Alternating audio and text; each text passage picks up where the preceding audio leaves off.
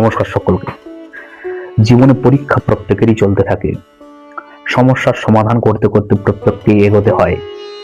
সমস্ত রকমের সমস্যার সমাধান কিছু জাতক জাতিকা আছে খুব শীঘ্রই করে ফেলে, আবার কিছু কিছু জাতক জাতিকা আছে তারা কিন্তু ডিপ্রেশনের একটা অ্যাংজাইটির শিকার হয়ে পড়ে। কোন যোগ থাকলে এটা দেখা যায় যে সলিউশনটা খুব তাড়াতাড়ি হয়?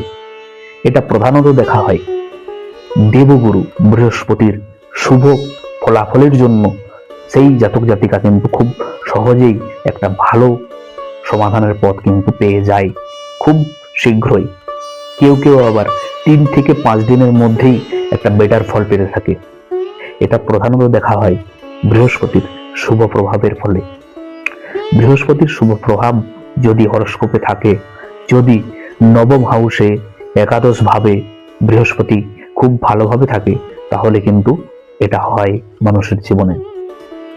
এবং দৈত্যগুরু শুক্রের প্রভাবের ফলেও অনেকেই কিন্তু সুন্দরভাবে একটা সমাধানের পথ পেয়ে যায়।